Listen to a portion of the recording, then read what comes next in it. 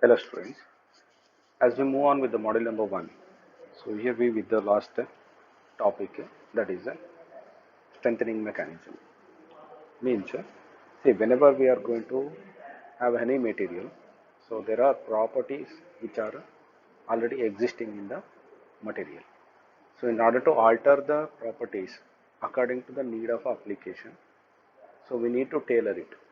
Okay, so we need to play with their property. Okay, so in order to change their property, so we have few possibilities. Okay, those things we call as a strengthening mechanisms. Means here in this topic we are going to discuss between the strength and the ductility. So strength and ductility are hand in hand relationship. So if you want a very good high strength material, then you need to compromise with the ductility. So if you want a very good ductility, then you need to compromise with the strength. Okay, so how exactly these things are going to play an important role in the selection of a material, so we'll see. So why we need a strengthening? Okay, so strengthening means ductility is sacrificed when an alloy is strengthened. So as I said, see, you need to choose either one of the property. Either you need a very ductile material, or you need a very good strength material. So here the ductility and the strength are measured in terms of a dislocation motion.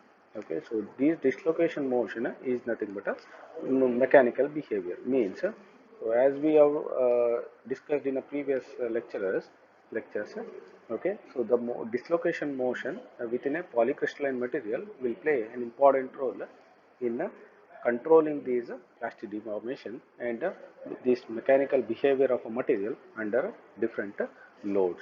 Okay, so now plastically deformation depends on the ability of a dislocation to move.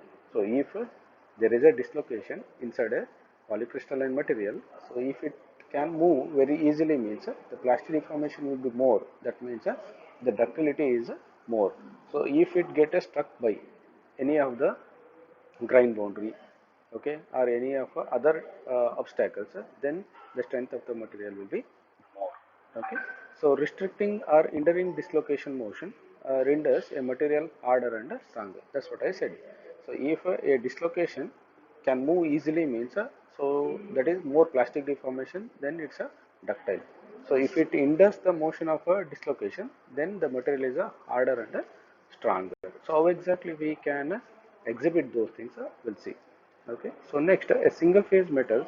Okay, so we can reduce by a grain size material. So in a single phase material we can increase the strength by grain reduction or a solid solution alloying and a strain hardening.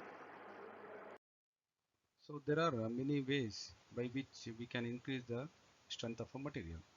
So in this context, we'll discuss the three methods which are important to increase the strength of a material.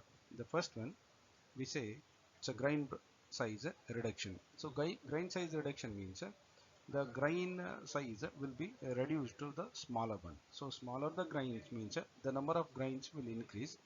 As the number of grains increases, the number of grain boundaries will increase. So the number of grain boundaries increases means the obstacle to the movement of the dislocation will increase. The obstacle to the dislocation, in other words, means the strength of the material will increase. So how exactly we'll see it in the coming slides. Okay, the next category is solid solution alloying. Solid solution alloying means we are going to add a foreign element into the parent element, where the foreign element will act as an obstacle or will introduce the stresses in the parent metal to increase the strength of a material. Okay, and the last one is a strain hardening. So strain hardening, okay, strain is nothing but a deformation. Okay, hardening, by getting a strain or introducing the strain in a material, so will increase the strength of a material. So in other words, this can be called as a cold working also. The percentage of cold work, that is at a room temperature, the plastic deformation of a material will increase the strength of a material. Okay, so as we see, if you take the first one, that is a reduction in the grain size. So you can see there are two grains here. Okay, so the in a polycrystalline material, these grains are oriented in a different crystallographic direction. Okay, so in order to move this dislocation from this grain to this grain, it has to change the direction, that is the orientation here. So in order to change this orientation, it needs a more energy. Okay, means this grain boundary will act as a barrier to cross from this grain to this grain. Means now we are going to increase the strength of a material. Means it will oppose or it will resist to the motion of the dislocation, thereby increasing the strength of a material. Okay, so you can see here. Okay, so they are, that is the grain boundaries are going to act as a barrier to the slip, and the barrier's strength increases means there will be increasing in the strength of the material also. So smaller the grain, so more the barriers, then more will be the strength. So in order to exhibit the relationship between the size of a grain and the yield strength of a material, okay, there is a relation called All-Pitch equation. Okay, so All-Pitch equation gives the relation between the grain boundary diameter, that is an average diameter, that is d raised to minus 1 by 2, to the yield strength.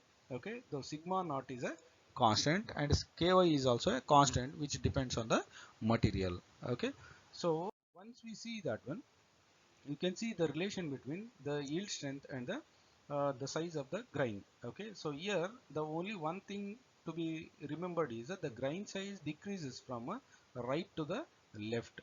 Okay, right to the left means the grain size, as the grain size reduces, okay, from left to the right, the yield strength of that one will increase. You can see here it's a 5 into 10 power of minus 3, minus 2 and a minus 1. So here the grain size is more. At the origin the grain size is more, the yield strength of that one is less, and as the grain size decreases, the yield strength increases. Okay, so that is the relation between the yield strength and the grain size. Means more the barriers, okay, so more the inderness to the dislocation moment and more is the strength of a material. Okay, so that is what you can clearly see in this one. Okay, grain size also improves toughness. Okay, so means absorbing more energy, and a smaller grain angle boundaries are not effective in interfering with the slip. Okay, so in order to increase the what you call the strength of a material, okay, the angle between the grain boundaries should be more. So now the smaller the grain size, the grain boundaries, okay, are not effective in interfering the slip process. Okay, so then boundaries between two different phases are also immediate to the moment of the dislocation. Means if there are two phases in the material, that is alpha and beta, okay, the grain boundary at alpha and beta will act as a obstacle to the motion of the. Okay, so this is how exactly we can see how exactly the grain boundary is going to act as a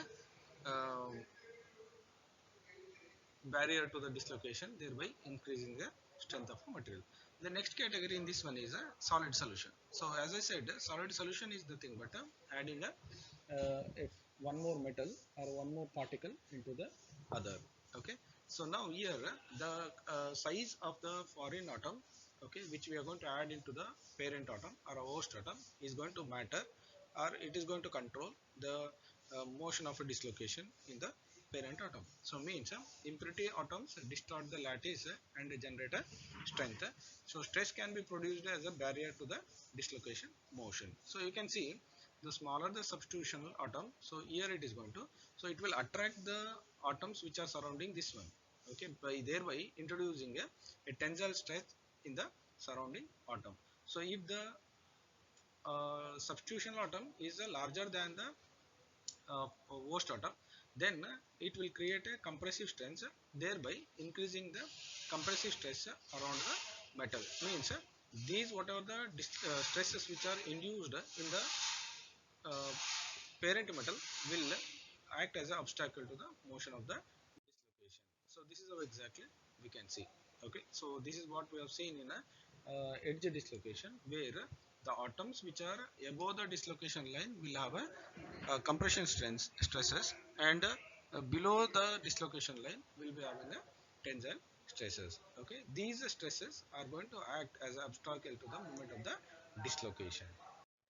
So this is how exactly, okay, you can see the mobility of the atom, okay, within the what you call vicinity of the substituted atom, okay, will act as a obstacle to the movement of the dislocation. So this is a tensile one. The previous one is for a compression, where we see the things. Okay. So now to take an example, how the solid solution strengthening is going to increase the tensile strength as well as the yield strength. You can see, okay, the nickel is added to the copper. Okay. So you can see the percentage of nickel which is added to the copper up to 50%. The tensile strength in that alloy will increase. Okay.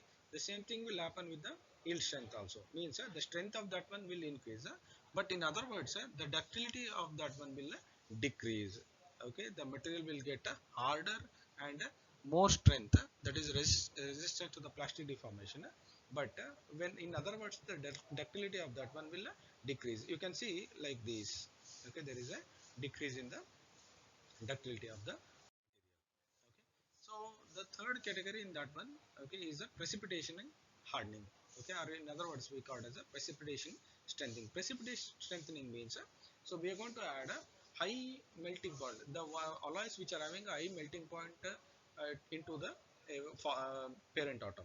Okay, so when we are going to add a hard particles into that one, that is high strength particles, so it is very hard to shear that one. Okay, so when there is a dislocation moment, you can see the dislocation moment. So in order to shear this hard particle, it needs a more strength. Means this hard particle or a high strength particle or the one which is having a high melting point will act as a obstacle. Okay, it will create a obstacle in the its dislocation path, thereby increasing the strength of a material. Okay, so normally these things are used in a non-ferrous alloys. Okay, so where a small hard particle uh, second phase material will precipitate out of the primary one, and they are going to act as an obstacle to the movement. So these precipitation hardening are very much useful in the internal wing structure of a Boeing. Okay, 767, and aluminum is generally used. Okay, where for a precipitation hardening. Okay, in the heat treatment alloys. And the last category in this one is a cold working, as I said. Okay, so means the material is deformed plastically at a room temperature. So by reducing the area of that one, okay, or by working hard at the room temperature, the material gets hardened. Okay, so once we are going to see the what you call increase in the strength, so it will show a drastic increase in the yield strength as well as a tensile strength in the material. Okay, so you can see once we do the cold working, okay, you can see dislocation, entangled and multiply. Okay, you can see the number of dislocations are going to increase as we are going to do the cold working at a room temperature. Okay, so you can see the dislocation density. Okay, the dislocation density will also increases with the cold working. Okay, and you can see initially there is a the yield strength is a sigma y naught, and once we do the cold working, the yield strength of that one will increase to the sigma y1. Means there is a drastic increase in the strength of the material also. So that's how the percentage of cold work will increase the strength of material, that is a yield strength, especially in this graph. Okay, means the amount of cold work which you are going to do it on the material will increase the dislocation density. In other words, as the dislocation density increases, so the resistance to the applied load, okay, so will increase, thereby increasing the strength of a material. Okay, so you can see, okay, the percentage of a cold work, how exactly it is going to impact on the stress, that is the strength of a material. Here also you can see there is a drastic increase. That is, this is what is a 0 to B is a strain hardening. Okay, and this is the curve, that is B to B1 is increasing the tensile strength of a material. Means as the percentage of code work increases, the strength corresponding to that one will increase by multiplying the dislocation density. Okay, the yield strength as well as the tensile strength as well as the ductility. Okay, that is the percentage elongation will increase. Okay, means as the strength increases, the ductility of the material will decrease. Okay, that is a percentage reduction in the area will. So this is what is the strain hardening. Okay, so where K is the strain hardening coefficient.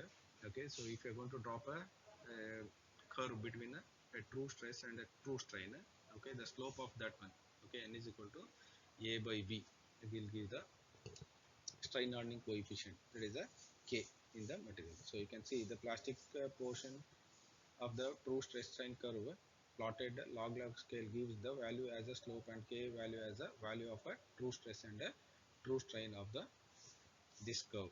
Okay, so where we can easily find out the coefficient of a strain hardening. Okay, for the materials following the power law, the true strain at the UTS is equal to the N. Okay, so this is the one where we are going to take up the ultimate strength. So as we seen like the dislocation motion, okay, you can see it here. So as we already discussed in a line dislocation, okay, so that is a edge dislocation. You can see this is a positive and this is a negative edge dislocation. So one, these are going to come in a same line, so it is going to form a perfect atomic plane. Okay, so if only a positive dislocation will come and interact, then they are going to pile up and they are going to act as a obstacle to the motion. Okay, or they will offer more resistance, means then the strength will be more. So if there is a easy movement of the dislocation, then the plastic deformation of the material will be very easy, means the material is a ductile one. Okay, so we have seen, so we have used the term elastic deformation, plastic deformation. Okay, material will deform. Okay, it offers some more resistance, all those things and all. But how exactly those deformation is going to take place? Okay, so now, yeah, as we already discussed in the APF, so APF, so we are going to take a direction in which the atomic plane is having a more density, means a direction in which the atoms are closely packed. Okay, it is not like in all the direction we are going to get a number of atoms equal. Okay, so in a particular, say for example, if you take an example of a BCC, okay, so only the solid diagonal which is passing through the center will be having a maximum number of atoms. Means this slip means there will be a motion, or maybe what you call the slippage between the two plane of atoms. Okay, so one plane of atom will move with respect to the other plane. It is something like if you have pile of a stack of cards. Okay, so if you're going to move any one card which is above, okay, so all the below cards will slip with respect to each other with the particular distance in the same way. Okay, so these atoms will shift in a particular closely packed direction.